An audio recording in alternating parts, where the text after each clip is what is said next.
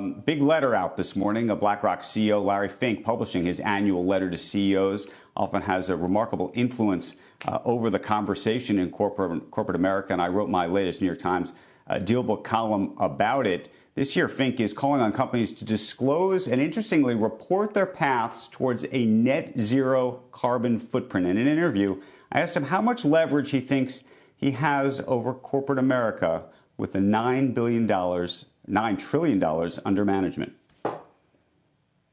I actually believe if they want to have the highest performing stock in their industry, I think what I'm requesting them is what I see from where our clients' money is going. So if they don't choose to do this, I think you're going to start seeing some of these companies having lower performing companies. And we're starting to see a big evidence, especially in 2020. In each industry, we're seeing a wider range between price earnings ratios of the best companies who are more focused on stakeholder capitalism, who are moving forward, versus the other companies. In 2020, 81% of ESG strategies outperform regular indexes, which is telling me and reinforcing this concept that more money is moving there. And what I'm trying to do is inform management and boards that if you're going to have a high-performing stock over a long period of time, you need to be doing this. And BlackRock is doing it doing this ourselves on behalf of our shareholders. We're doing this on behalf of our employees and our clients. And so we're not telling them to do anything. It is up to each company to describe what they're doing.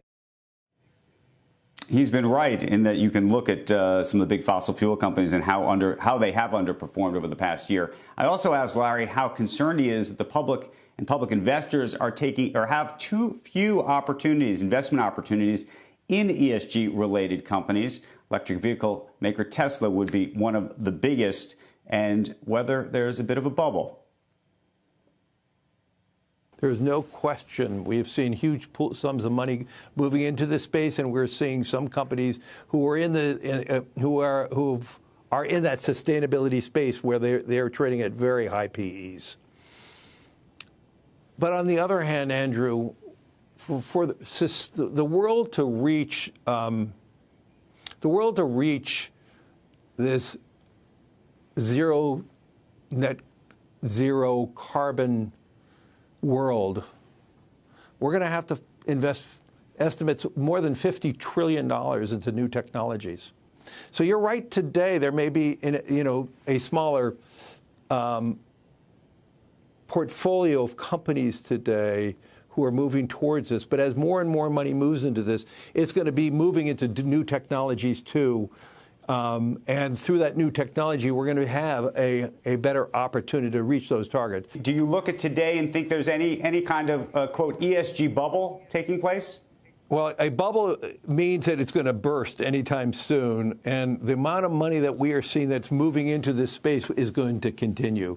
So for those who think we may have a bubble, there may be one or two stocks that we may have bubbles. But what I see is more and more companies and management teams are trying to move towards this space faster, not slower. And so we'll know in the next 5 years, there will be some failures. I'm not here to suggest that everything is going to be rising perfectly.